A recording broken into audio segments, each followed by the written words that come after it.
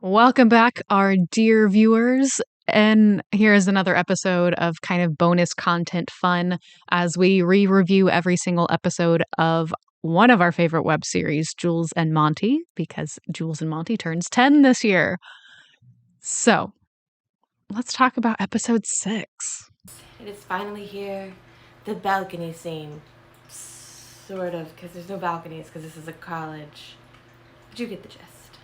So this episode starts out with Juliet telling us kind of what she's doing. She's just doing college things. She's working on essays, she's doing a blog, and also telling us that Nancy has banned talk of Romeo from the room, which I get it.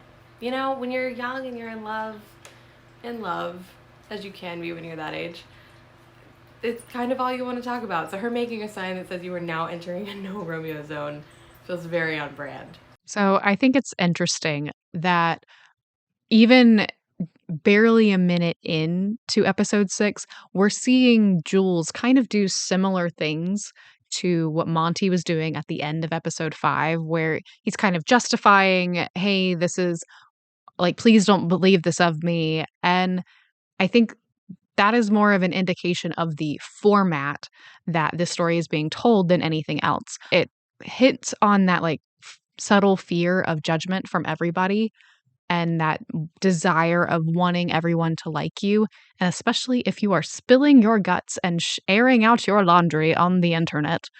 This scene is also a really interesting mixture of the Shakespearean language and modern language, showing kind of the infatuation that Juliet has for Romeo. You know, we get some of the more iconic lines of, you know, it's not he himself is not the issue, it's that he's a Montague.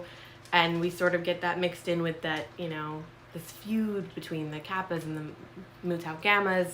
It's an interesting way of mixing in this beautiful Shakespearean dialogue in a way that still captivates your audience and doesn't kind of leave them behind, which I just think is so impressive that they can continue to do that in this series. Can I just say how excellent the sound design and camera work just all functions in this?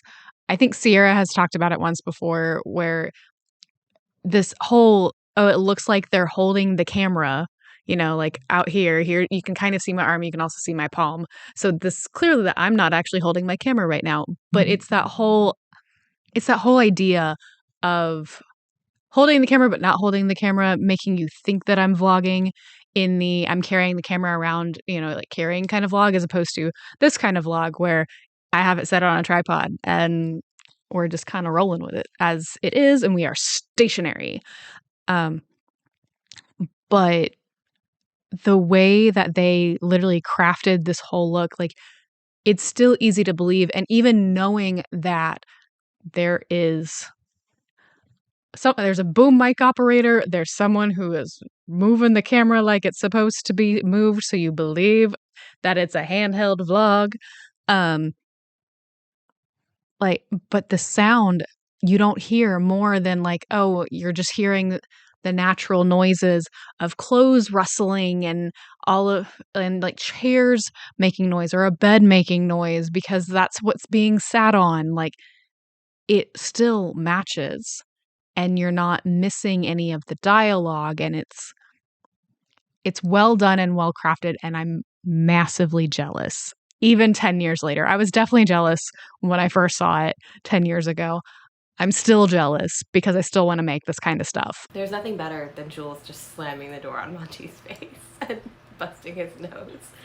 It's such a great moment. And her being like, how did you, like, are you stalking me? How did you find me at this big school, the University of Verona, and you've somehow managed to find my room? That's a little creepy, Monty. It's just a smidge creepy.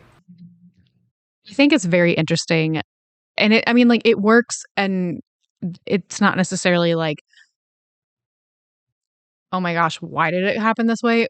But the simple and easy enough cut so you could get different angles, it works. But it also could have worked for Juliet just to lay the camera down somewhere and you only hear what's happening, you don't actually see what's happening with with Jules and Monty at the door. Now, what happens with Jules and Monty out the door is kind of funny.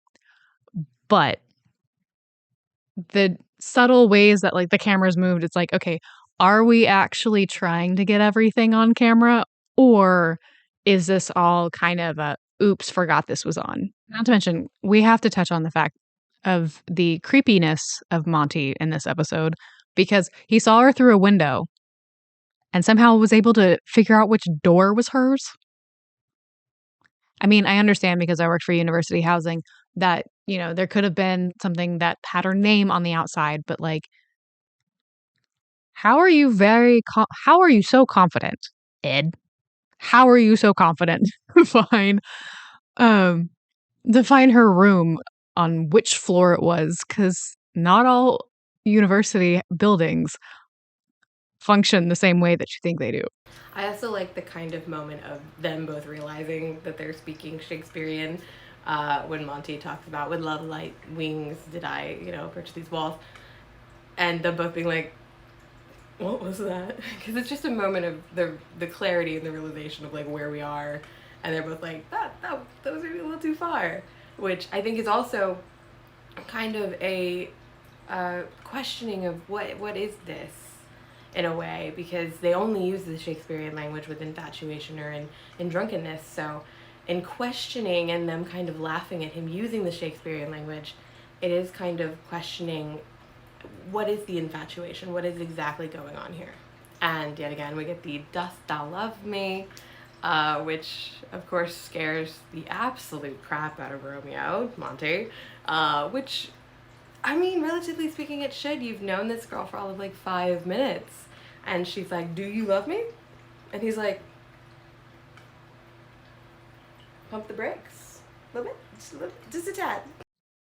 I love the little hints of comedy that they snuck in with the whole balcony scene, because that's really all episode 6 is the balcony scene.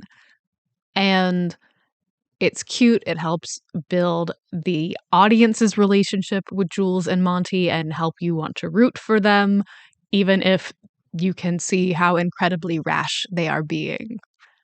But it's still cute, adorable. You want them to succeed. You really do. And then you have Nancy that just kind of comes in right here at the end and is equally as amusing. We get through kind of all of their beautiful context, all of the, swear not by the moon, all of this great discussion of like, what is this relationship going to be, in a way, only to have Nancy interrupt, as she loves to do, as is the nurse's prerogative to interrupt.